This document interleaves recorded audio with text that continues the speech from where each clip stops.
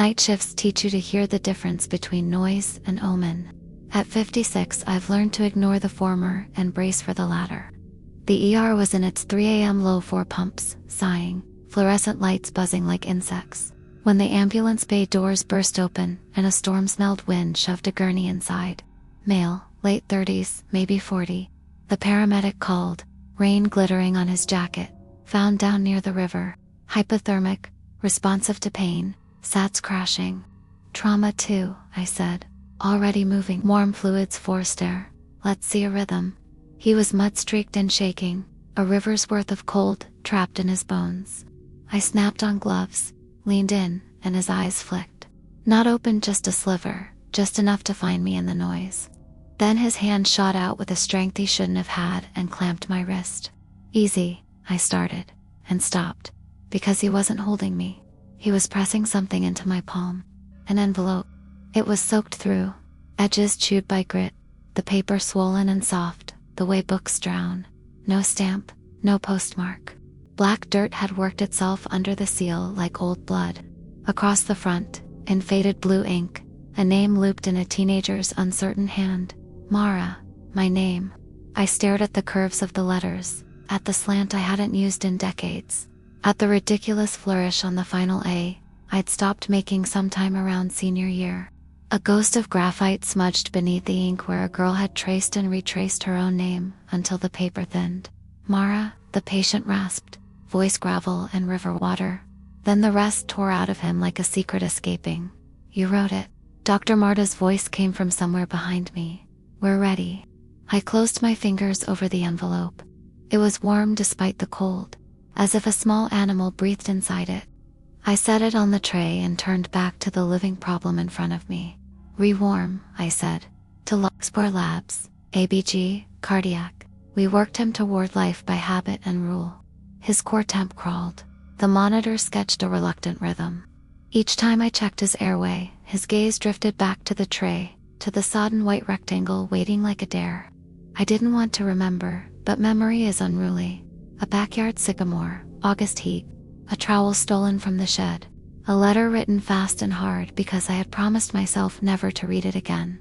I had buried it in a biscuit tin. I had pressed dirt down with both hands until my knuckles turned green. I had told no one, Dr. Ellis and Marta said quietly. Pressure's falling, Epi, I answered. My pulse stuttered, or I imagined it did. The envelope bled a slow brown halo onto stainless steel. Where the corner had torn, a wedge of paper inside showed through-lined notebook. Teenage stripes. The ink there was startlingly dark, protected from the river, as if it had been written tonight.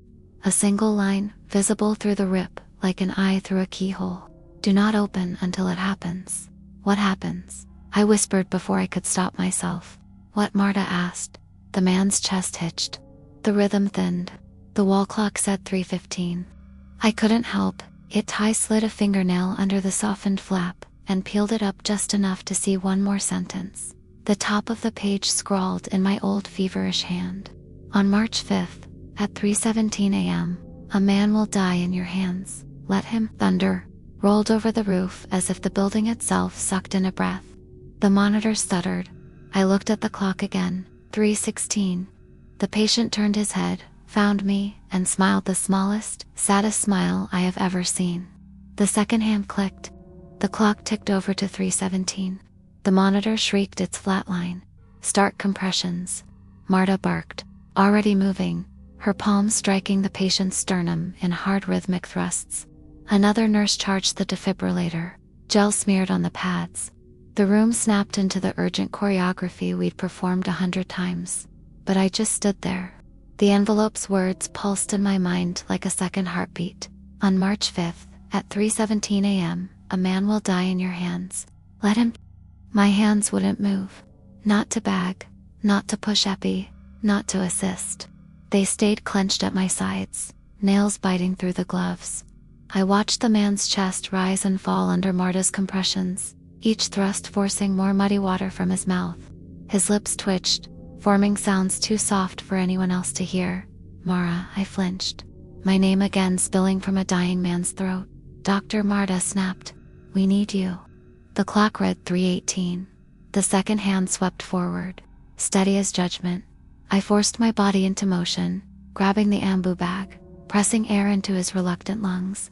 The defibrillator charged. The paddles pressed down. His body jerked once, then stilled. The monitor stuttered, then steadied into a fragile rhythm. A sigh of relief rippled through the team. "We've got him back," Marta breathed. But my relief never came, because the man's eyes snapped open, too wide, too bright, staring straight at me. The monitor blipped to his pulse, but the cadence felt wrong. Off it matched the thrum in my ears. My pulse. He smiled faintly, lips pale, and whispered, "Not yet." The room tilted. For a second, I thought I might faint. My fingers tightened on the bag until the plastic crinkled. Marta noticed my pallor. "Doctor, are you?" "I'm fine." I cut her off, sharper than intended. I set the bag aside, stepped back. "Keep monitoring. I need to check something." I left before anyone could argue. The envelope clutched in my pocket, leaking faint brown water against my scrubs. In the empty corridor, I leaned against the wall, chest heaving. Mira, the patient, had called me Mara. My letter had warned me. The clock had struck 3:17, and yet, against every word written in my own teenage hand, the man was still alive. I pulled the envelope free, opened it fully, despite the waterlogged paper tearing in my hands. The letter inside was lined notebook paper, written in my girlish scrawl. Every line blurred by soil and river water, except the next sentence, crisp and legible, as if inked an hour ago. "If you fail, he will keep following you. He will not stop until you finish what you began." The fluorescent light above me flickered. Down the hall, in Trauma 2, the man's monitor flatlined again. And this time, no one called for me. I gripped the letter so tightly the damp paper tore between my fingers. My teenage handwriting stared back at me, taunting, familiar. But I couldn't remember writing these words. I remembered burying something. I remembered the tin, the dirt beneath my fingernails, the sting of August heat. But what had I buried? Why would I have written this? The ER was chaos down the hall, voices rising in clipped commands, monitors shrieking. My body wanted to run back, to join the fight. But my mind, the part of me that had read those words, hesitated. "He will keep following you." I ducked into my office, shut the door, locked it. My hands shook as I spread the fragile pages across the desk. Most of it was unreadable. Lines bled into a storm of black smears. But certain sentences stood clear, as though time had preserved them deliberately. "You mustn't save him. He belongs to the river. If you do, the flood will come for you instead." My breath caught. Somewhere distant, thunder cracked hard enough to rattle the window pane. The storm outside was worsening, but the air in my office felt heavier than weather. I ran a hand over my face.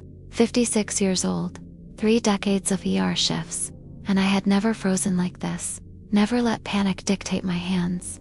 And yet here I was, obeying the ghost of a girl I used to be. The intercom crackled suddenly, loud in the silence. "Dr. Ellison, to Trauma 2. My blood chilled. The voice was flat, distorted. Not the clerk, not Marta. Deeper, hollow, soaked with static, like a voice speaking from underwater. I unlocked the door, heart pounding, and hurried back toward Trauma 2. The corridor was empty, lights buzzing faintly. Water dotted the floor in a trail of wet footprints, leading straight to the trauma bay. I pushed the door open. The gurney was empty. The sheet lay crumpled on the floor, soaked, as if dragged aside. The monitors screamed flatline, their green traces frozen in rigid lines. The team was gone, no nurses, no techs, no Marta, just silence, and the steady drip of water from the ceiling tiles. My gaze dropped to the floor. The fireproof tile was wet, streaked with mud. In the center of the puddle lay the envelope, though I had left it in my office. The flap was open again. The page inside had shifted, and new words gleamed in that same young scrawl. "He is yours now. Follow him, or he will find you."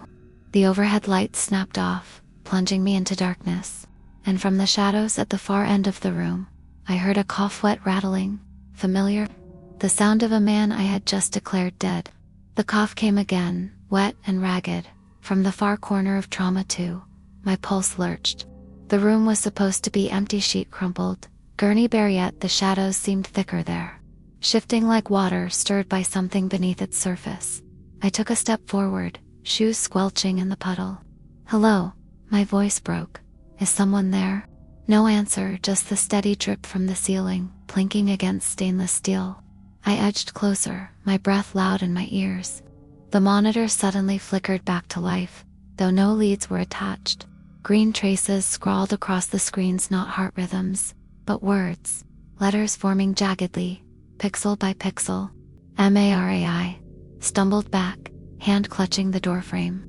My old name, the one I'd written across the envelope, now crawling across every monitor in the bay.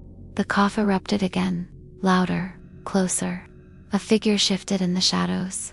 He stepped into the half-light, and my stomach dropped. The patient, pale skin stretched too tightly over bones, wet hair plastered to his forehead.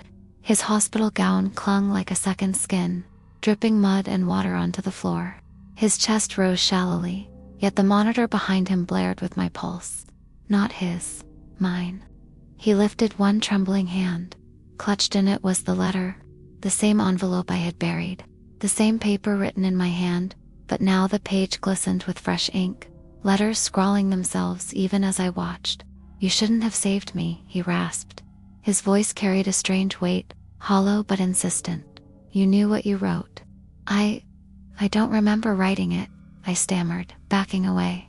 He smiled faintly, lips bluish. "You will."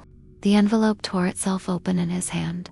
The page inside unfolded, though his fingers never moved. I could see only one new line written in that girlish scrawl, perfectly clear through the water stains. "Next, she will drown." My throat closed. The lights buzzed overhead. Marta's scream split the silence from somewhere down the hall.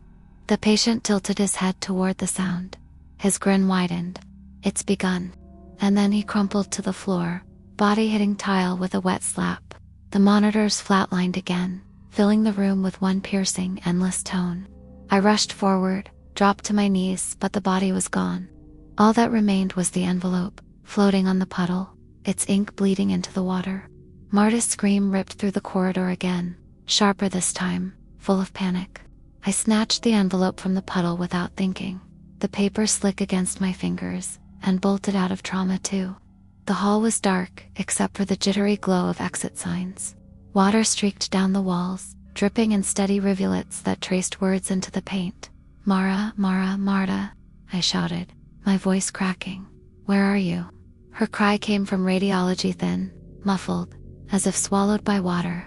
My shoes slapped against the soaked linoleum as I ran, heart hammering louder than the storm outside. The door stood ajar. A weak light flickered within, casting a sickly glow across the tiles. I shoved it open.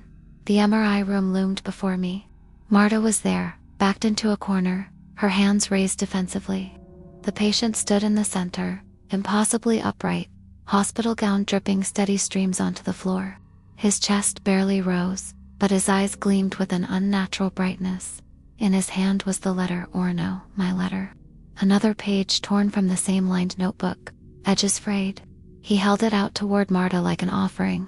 "She will drown," he rasped, his voice splintering into two tones, one deep, one high, overlapping in dissonance.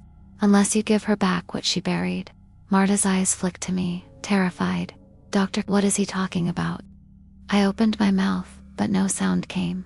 The weight of decades pressed against me, the memory of that night under the sycamore, of the tin box I'd buried, the truth I had locked away. The patient turned toward me, arms still extended. Water pooled around his feet, spreading outward until it lapped at Marta's shoes. His lips curled into a broken smile. "You wrote her fate," he said. "Now you must watch it happen." The overhead light sputtered. For one horrifying instant, the room transformed. The MRI bore filled with black water, its surface rippling as if something waited beneath. Marta gasped, stumbling closer to me, her hand clutching my sleeve. The envelope in my grip grew hot. I looked down and saw new words bleeding through the soaked paper, forming letters in my old, clumsy handwriting. "Do not save her. This is the price." The patient's laugh rattled the air, hollow and wet. "Read it aloud," he demanded, "or she will drown where she stands." The water crept higher around Marta's ankles, and the MRI machine groaned like a beast waking from sleep. I stared at the words in my trembling hands, my heart tearing itself in two. The paper trembled in my hands, words bleeding darker with every heartbeat. Do not save her. This is the price. Marta clung to my sleeve, eyes wide, her voice barely a whisper. Doctor, what does it say? I couldn't answer. If I spoke the words, I feared they'd become real. If I didn't, the water swirling around her ankles might swallow her whole.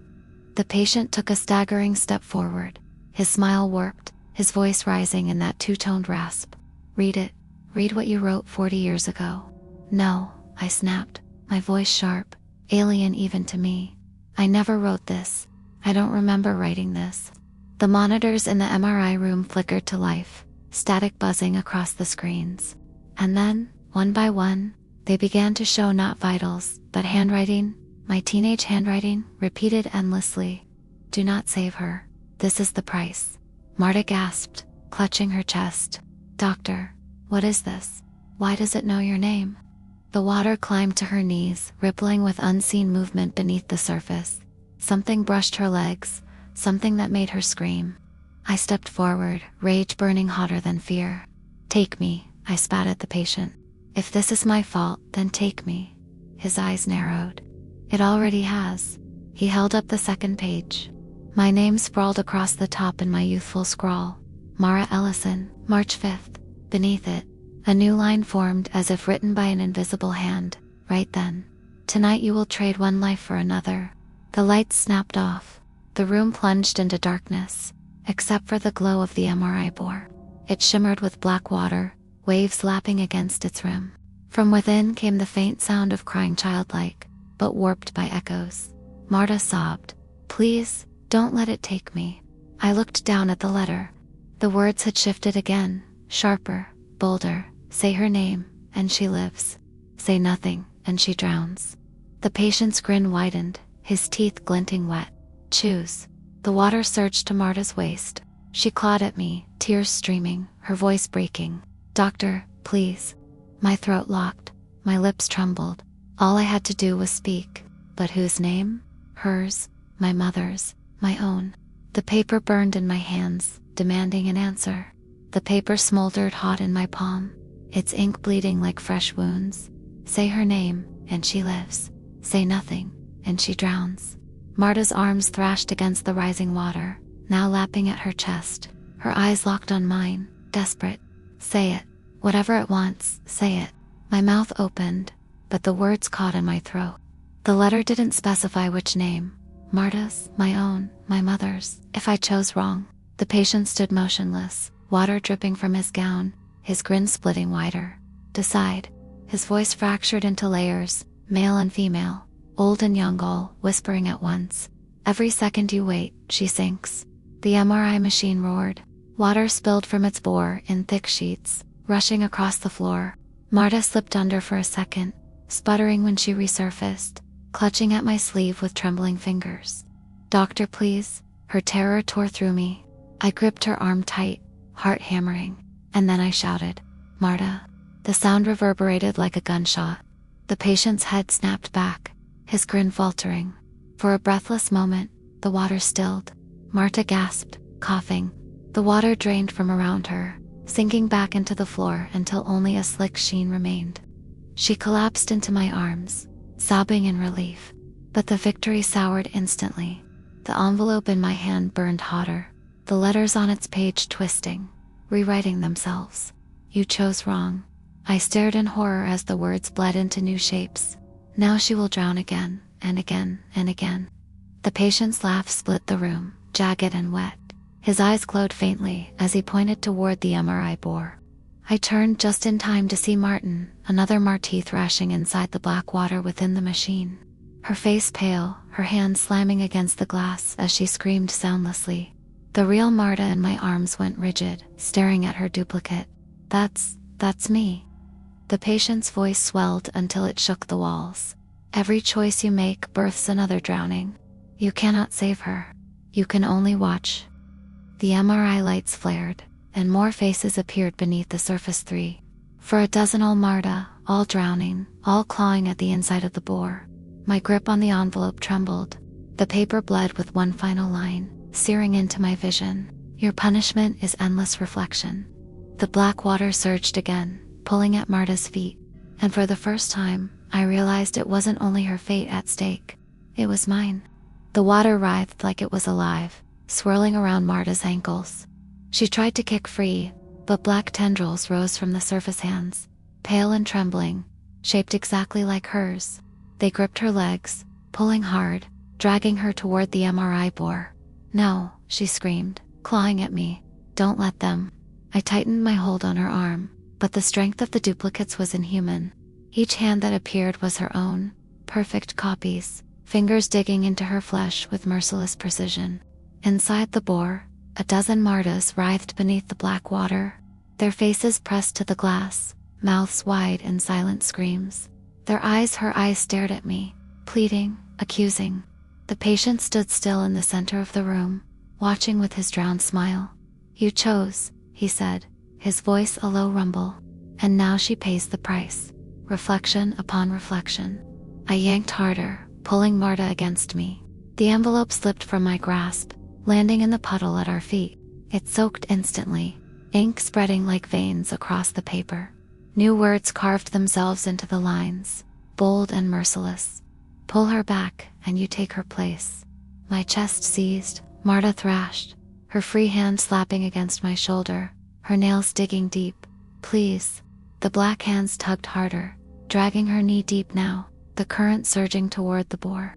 The MRI lights pulsed in rhythm, each flash revealing more duplicates pressing against the glass, more faces waiting to swallow her. I dropped to my knees, wrapping both arms around her waist, fighting with every ounce of strength I had. I won't let you go. The patient's grin widened, water streaming from his teeth as he whispered, Then you already have. The envelope on the floor burned with light. One final line scrawled itself, jagged and wet. March 5th, 3:17 a.m. A man was meant to die. Instead, it will be you. The tendrils snapped upward, wrapping around my wrists ice cold, pulling me with her. Marta screamed as the water surged over us both. I caught one last glimpse of the monitors before we were dragged under. The green traces no longer showed words. They showed two pulses, hers and mine merging into one. Cold water swallowed us whole, pulling with a force no human arms could resist. My lungs burned, but when I opened my mouth, water rushed in, and yet I breathed. Not air, not life, but something else that kept me conscious in the abyss. When the current stilled, I was no longer in the MRI room. I stood waist deep in black water, and around me stretched the U, yet not as it was. It looked submerged, distorted, the walls bent as though seen through glass at the bottom of a lake. Machines flickered faintly, their lights dull and green, like lures in the deep. Marta floated beside me, gasping, clutching my sleeve. Where are we? I knew the answer before I spoke. My voice trembled. We're inside it. The fire alarm light pulsed above, casting long shadows that slid across the water. Trauma bays gaped open, curtains drifting like seaweed. Figures floated within each bed, patients I recognized, people I had treated years ago. Some I had saved, others I had lost. They hung motionless, eyes shut, until one by one they turned their heads toward me. All of them whispered the same word, Mara. Marta pressed closer to me. They're there looking at you. I know. I turned in place, scanning the drowned corridor. At the far end, the double doors to the ambulance bay glowed faintly. Something tugged me toward them. The water rippled, pushing me forward. As we waded closer, the surface shifted, and I saw it, the sycamore tree, the one from my backyard 40 years ago. Its trunk rose out of the water, impossibly out of place, roots sinking into the hospital floor. At its base lay a small biscuit tin, half buried in mud. The box I had buried as a girl. My stomach lurched. I remembered pressing the dirt down with both hands, tears smearing the page I had sealed inside. But I couldn't remember what the letter had said. Not really.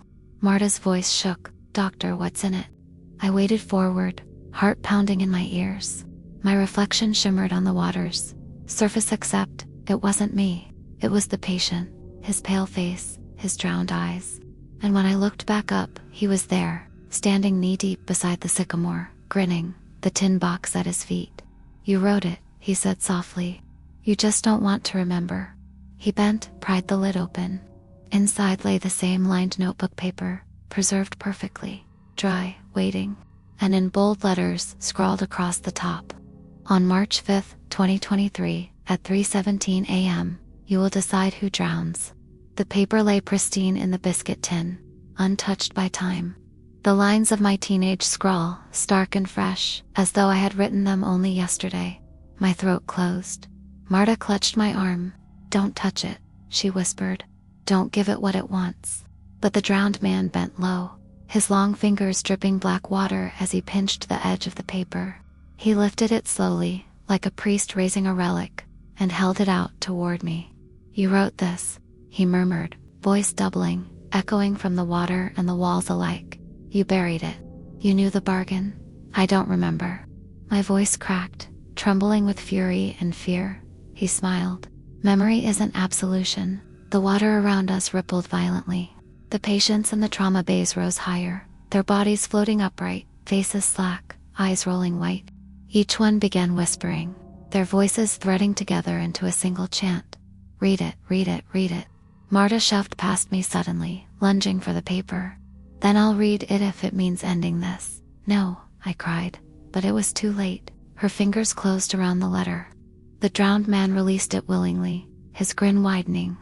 Marta lifted the page, her voice shaking as she read aloud. On March 5, 2023, at 3:17 a.m., you will decide who drowns. Not him, not her, you. Her breath hitched. The words seared across the page, glowing faintly, rewriting themselves even as she spoke. More lines surfaced, her voice faltering as she read them aloud against her will. You will trade your breath for hers. You will carry the river inside you, forever. The moment the last word left her lips, the page dissolved into water in her hands. She gasped, stumbling back, her eyes wide. The drowned man turned to me, pointing with one pale finger. The choice has already been written. You sealed it when you buried the box. You only delayed the tide. The sycamore's roots shifted, cracking the tiles, letting more water gush through. The flood climbed to my chest, then my shoulders. Marta's hand clamped mine, her voice breaking. Doctor, what does it mean? Trade your breath, what did you write? I couldn't answer because I knew. I had always known, in the marrow of my bones. As a girl, I had been terrified of my mother's illness. Terrified she would drown in her sleep during one of her coughing fits. I had begged the river to take me instead, written the vow and buried it like an offering. And now, 40 years later, the river had come to collect. The drowned man's voice rang out. Final and absolute, decide. The water surged to my chin, black and choking. Marta clung to me, coughing, sputtering, her eyes wild with terror. The drowned patients pressed closer in their bays, whispering in one endless tide. The sedent, the drowned man loomed by the sycamore tree. The paper dissolved from his hand, but its words burned in my skull. You will trade your breath for hers. You will carry the river inside you, forever. I shook my head violently. No. I was a child, I didn't know what I was writing. His grin stretched impossibly wide. Children make the truest covenants. That is why they bind. Marta clawed at me, her voice raw. Don't do it. Don't you dare. Her legs were already being pulled by the black water, tendrils wrapping tight around her ankles. She screamed as one duplicate of herself rose from the MRI bore across the room, thrashing and drowning all over again. My chest tightened, but not from lack of air. The water didn't drown, it filled me, breathing through me like lungs that weren't my own. And deep in that unnatural breath, I heard her voice. My mother's. You promised, Mara. You said you'd never let me die. I broke. The memory came rushing back me, 13 years old, kneeling by her sickbed, begging the dark for mercy, begging the river outside our house to take me instead. That was the night I wrote the vow, the night I buried it beneath the sycamore. I had invited this. I pulled Marta close, whispering fiercely into her ear. When it comes, don't fight it. Let go. She shook her head, sobbing. No, don't you leave me here. The drowned man extended his hand toward me. Now, the water rose over my head, cold, crushing, final. Marta's grip slipped from mine as blackness closed in, but I didn't thrash, didn't fight. I let the current fill me, Let it claim me the way I had promised 40 years ago. The flood roared inside my lungs, my veins, my heart. My body convulsed, but my mind was strangely still. Through the blur, I saw Marta break free, gasping, coughing, dragging herself toward the stairwell door as the water receded around her. And as my vision darkened, the last thing I saw was the drowned man's face, inches from mine, except it wasn't his anymore. It was mine, smiling silence. When I opened my eyes, the ER was whole again. No flood, no sycamore roots tearing through the tile. Just the steady hum of fluorescence, monitors blinking their sterile rhythms. I was lying on the floor of trauma too, soaked to the bone, my white coat clinging like a second skin. My chest heaved, every breath heavy, like I had swallowed the river whole. Marta's voice cut through the haze. She was crouched over me, dripping wet, her hands gripping mine. Her face was pale, streaked with tears, but she was alive, breathing, safe. You? She shook her head in disbelief. You weren't breathing, I thought. Her voice cracked. I thought I lost you. I tried to answer, but the sound that tore from my throat wasn't words. It was a wet, gurgling cough. Black water spilled from my lips, spreading across the tile before vanishing as if the floor itself absorbed it. Marta gasped. Dr. Ray raised a trembling hand to stop her. My pulse thrummed in my ears, loud, steady, too steady. It wasn't mine anymore. It was the river's. From the corner of the room came a soft sound. Tink, tink. The biscuit tin sat on the counter, though I had watched it sink into the flood. Its lid was open. Inside, a fresh sheet of lined paper gleamed impossibly dry. My teenage handwriting stared back at me, words sharp and certain. She lives because you carry it now. Every breath you take will be borrowed water. Marta followed my gaze, then looked back at me, horrified. What does it mean? I forced a smile, though my lungs ached with every inhale. It means, it's mine now. The monitors beeped steadily, but I recognized the rhythm. Not Marta's, not the room's, mine. And layered beneath the beep was something only I could hear. The faint, endless rush of a river. I closed my eyes, knowing it would never leave me. Not tonight, not ever. The letter had been right all along. I hadn't saved him. I hadn't saved myself. I had only traded